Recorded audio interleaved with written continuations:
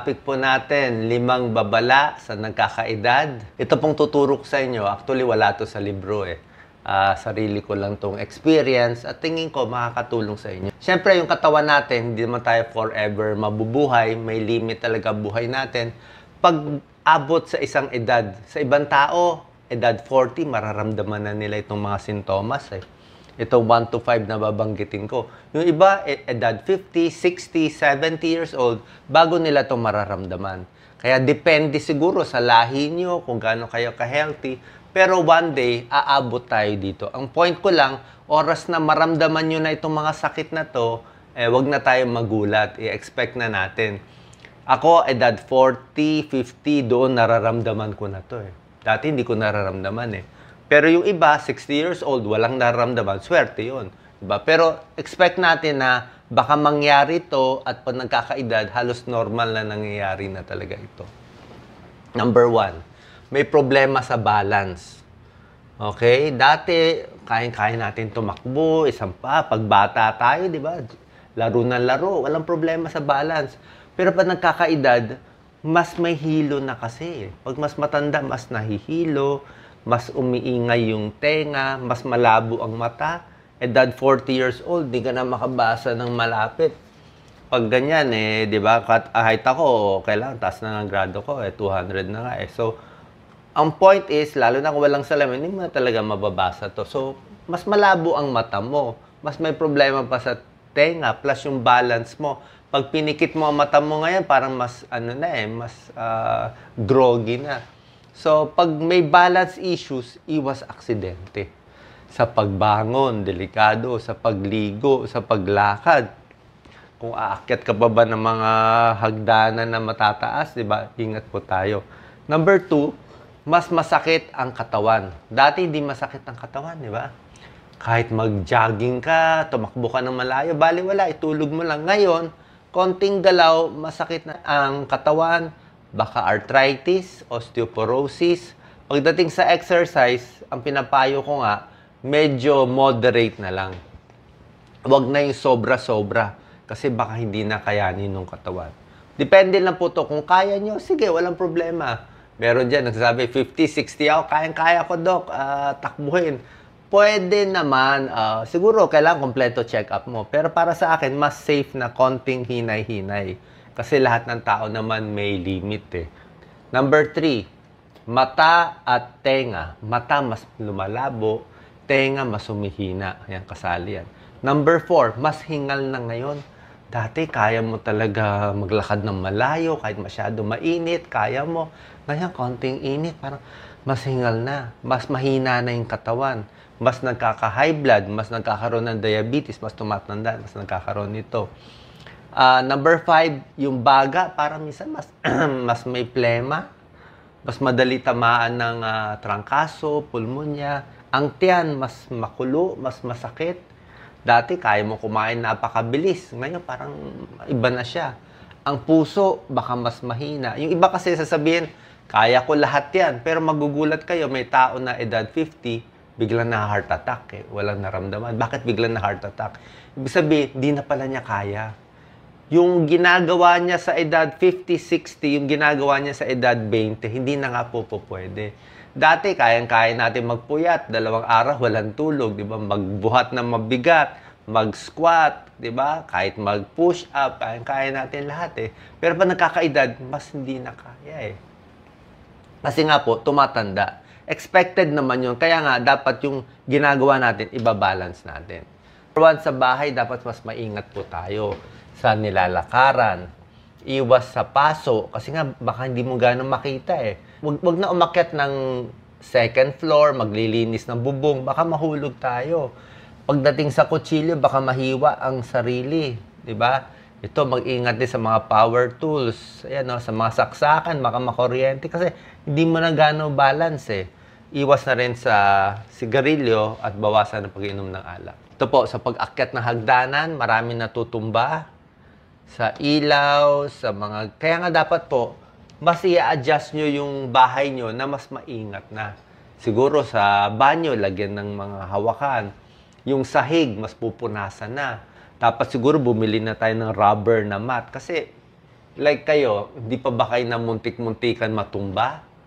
Muntik-muntikan mahulog? Umaakyat kayo ng hagdanan. Dati, di ba? Kahit wala nang hawak-hawak sa hawakan. Akyat, baba, 2 step. Tatalunin natin 4 na step. Bali, wala eh. Pero ngayon, kung aakyat kayo lalo pababa o pataas, hawak na lang. Mas safe po. Mas safe. Kasi, ang dizziness at vertigo, nasa pagtingin yan sa baba eh. Pagtingin sa baba, dyan nabavertigo eh.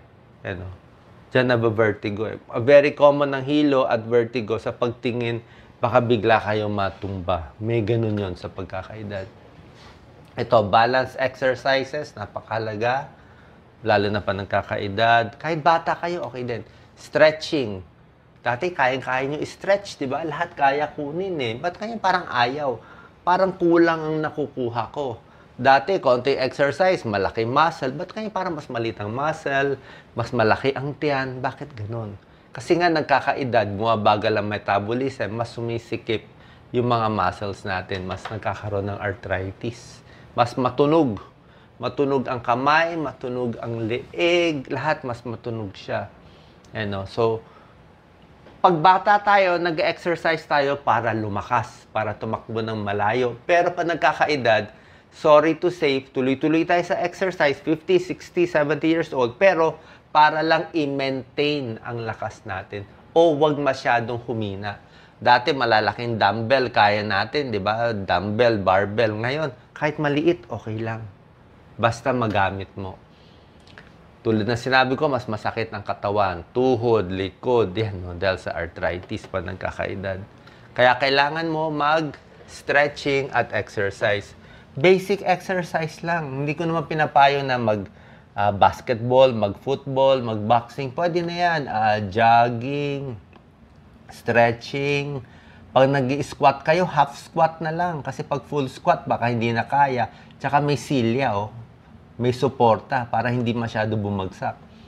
Pag mag-i-stretch ng paa, hahawak sa silya. Yan, oh, lagi na may silya. Ito, pag-stretching ng kamay. Marami ako mga video sa mga stretching na mas kailangan natin kasi nga nagkakaedad tayo. Pagdating sa baga, humihina din ang baga eh. Pag nagkakaedad, mas may plema, ang puso humihina din, ang kidneys humihina din. By age yun eh. Minsan, 50, 60 years old. Pati yung utak, yung memory, mas humihina din. Kaya nga, babawi tayo. Sa paghinga, pwede kayo mag-abdominal breathing.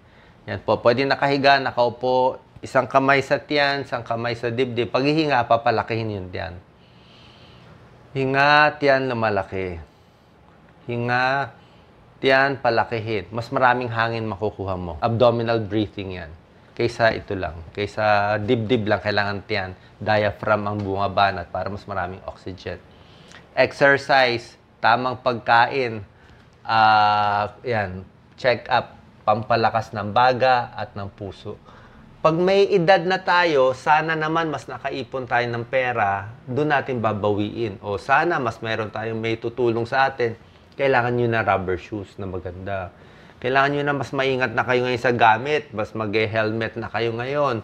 Kasi nga doon nyo na babawiin eh, mas masustansyang pagkain na kakainin. Kasi nga mas matanda na, mas maraming vitamins at supplements na naiinumin din kasi nga mas may edad na. Pagdating sa tiyan, dati kaya mo kainin lahat, di ba? Potato chips, soft drinks, walang problema. Pero kung 50, 60 na, hindi na kakayanin yun. Una-una, matanda na, and mas makulo na ang tiyan. Gawin nyo na lang mas masustansya. Di ba? Para hindi magka-GERD, hindi magka-gastritis, hindi mag-constipation. Marami tayong mga problema. Irritable bowel, ito pa, diverticulosis. Minsan, pag kulang sa fiber, kulang sa gulay, ito nagiging sakit. Kumain na mas mabagal. Okay? Mas masustansya na. Damihan ng pag-inom ng tubig. Papa-check up, huwag magpapataba. Dati, kayang-kaya natin magpuyat, di ba? 2 araw, walang tulog, night shift, walang problema. Pero ngayon, mas di na kaya eh. Di ba? So, hindi ko sinasabi na lahat aabot dito pag matanda na, pero depende kung kailan mag-uumpisa sa inyo eh. Merong 40, 50, 60, pero ngayon mga kabataan, marami 20, 30 years old, sakit na ng liig. stress na dahil nga sa gadgets, lalo nagbabago yung forma nila. Yung mata mas lumalabo ng mas maaga. So, mas may edad, more check-up, blood test, blood sugar, blood pressure, mas masustansya pagkain. Mas maraming vitamins ang kailangan. Sabi dito, it does not matter how slowly you go, so long as you do not stop. Ibig sabihin, pag mas may edad, wala naman sa speed eh. Pwede naman mas mabagal eh. Bagalan nyo na lang para mas sure, pero mas magagawa mo naman. Pag mas may edad, mas kalmado ka, mas matiisin, dapat mas may budget konti, at mas wise ka na dapat ngayon. Alam mo na kasi nangyari. Hindi na tayo ganun ka nadidepress dapat pag may edad. So, yun lang po. Sana nakatulong to kasi marami ako nakikita na aksidente ng maaga. Na heart attack na maaga. Kasi isip nila, bata pa sila, go ng go, travel ng travel, puyat, inom, tapos biglang bibigay na lang yung katawan. So, i-preserve natin yung katawan natin. Pag edad 40, 50, 60, konting pagbabago sa lifestyle para ma-extend natin yung paggamit ng katawan at buhay natin. God bless po.